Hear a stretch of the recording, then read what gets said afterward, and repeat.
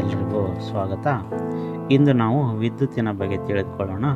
ವಿದ್ಯುತ್ತಿನಲ್ಲಿ ಮುಖ್ಯವಾಗಿ AC ಮತ್ತು DC ಅಂತ ಎರಡು ವಿಧಗಳಿರ್ತವೆ.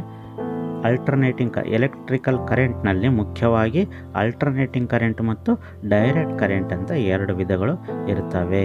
ಈ ಒಂದು ಅಲ್ಟರ್ನೇಟಿಂಗ್ ಕರೆಂಟನ್ನು ಪರ್ಯಾಯ ವಿದ್ಯುತ್ ಅಂತ ಕರಿತೀವಿ, ಡೈರೆಕ್ಟ್ ಕರೆಂಟನ್ನು ನೇರ ವಿದ್ಯುತ್ ಅಂತ ಕರಿತೀವಿ. ACಯಲ್ಲಿ ನಾವು ಒಂದು ಕಾಯಿಲನ್ನು ಜೋಡಿಸಿದಾಗ ಅದು N ಮತ್ತು Sಗಳು ಬದಲಾವಣೆ ಆಗ್ತಾ ಇರ್ತವೆ, ಉತ್ತರ ಮತ್ತು ದಕ್ಷಿಣ ಧ್ರುವಗಳು ಬದಲಾವಣೆ ಆಗ್ತಾ ಇರ್ತವೆ. ಈ ನಮ್ಮ ಮನೆಯಲ್ಲಿ ನಾವು ಬಳಸ್ತಕ್ಕಂಥ ವಿದ್ಯುತ್ AC ವಿದ್ಯುತ್ ಆಗಿದೆ. ಇದರಿಂದ ನಮ್ಮ ಫ್ಯಾನು, ನಮ್ಮ ಬೇರೆ ಬೇರೆ ಉಪಕರಣಗಳೆಲ್ಲವೂ AC ವಿದ್ಯುತ್ತಿನಿಂದಲೇ ನಡೀತವೆ. ಆದರೆ ಕೆಲವೊಂದು ಎಲೆಕ್ಟ್ರಾನಿಕ್ ಉಪಕರಣಗಳು ನಡಿಬೇಕಾದರೆ, ಸಾಮಾನ್ಯವಾಗಿ ಅಂದರೆ TV, ರೇಡಿಯೋ ಇಂಥ ಉಪಕರಣಗಳು ನಡಿಬೇಕಾದರೆ ಈ ಒಂದು ಉಪಕರಣಗಳು ಕಾರ್ಯನಿರ್ವಹಿಸಬೇಕಾದ್ರೆ ಅದಕ್ಕೆ ನಾವು DC ಕರೆಂಟನ್ನು ಕೊಡಬೇಕಾಗುತ್ತೆ. ACನ DC ಮಾಡಬೇಕಾದ್ರೆ ರೆಕ್ಟಿಫೈಯರ್ ಅವಶ್ಯಕತೆ ಇದೆ. ರೆಕ್ಟಿಫೈಯರ್ನಲ್ಲಿ 4 ಡಯೋಡ್ಗಳು ಇರ್ತವೆ. ಈ ಡಯೋಡ್ಗಳ ಮುಖ್ಯ ಕೆಲಸ ACಯನ್ನು DC ಮಾಡೋದು. ನೀವು ಇಲ್ಲಿ ನೋಡ್ತಕ್ಕಂತಹ ಈ ಒಂದು ಚಿತ್ರ ಡಯೋಡ್ದ ಚಿತ್ರ ಆಗಿದೆ. ಇದು ಒಂದು N ಮತ್ತು ಒಂದು P ಅಂದರೆ ನೆಗೆಟಿವ್ ಮತ್ತು ಪಾಸಿಟಿವಿಂದ ಆಗಿರುತ್ತೆ.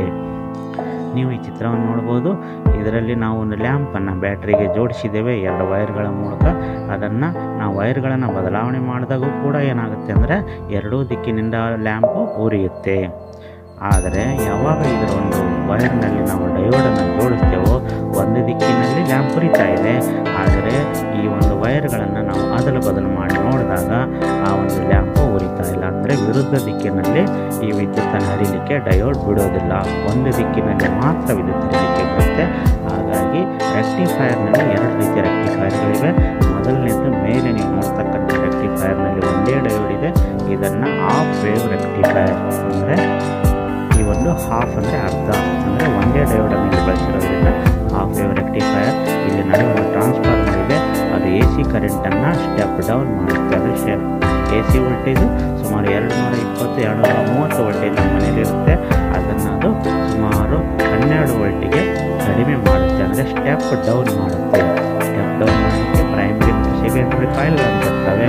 ಹಾಗಾಗಿ ಅದು ಸ್ಟೆಪ್ ಡೌನ್ ಮಾಡಿ 12 ವೋಲ್ಟೇಜನ್ನು AC ಆಗಿ ಕೊಡುತ್ತೆ.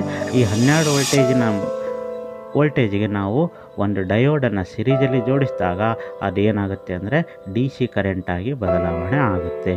ಅಂದರೆ ಈ ಒಂದು ನಮ್ಮ ಮನೇಲಿರ್ತಕ್ಕಂಥ AC ವೋಲ್ಟೇಜನ್ನು ಸ್ಟೆಪ್ ಡೌನ್ ಟ್ರಾನ್ಸ್ಫರ್ ಮೂಲಕ ನಾವು ವೋಲ್ಟೇಜನ್ನು ಕಡಿಮೆ ಮಾಡ್ಕೊಳ್ತೇವೆ. ಕಡಿಮೆ ಮಾಡಿಕೊಂಡಾಗಲೂ ಕೂಡ ಅದು AC ಕರೆಂಟೇ ಇರುತ್ತೆ. ಅದಕ್ಕೆ ಒಂದು ಸರಣಿಯಲ್ಲಿ ಒಂದು ನಾವು ಡಯೋಡನ್ನು ಜೋಡಿಸಿದಾಗ ಅದು ಹಾಫ್ ವೇವ್ ರೆಕ್ಟಿಫೈಯರ್ ಆಗುತ್ತೆ.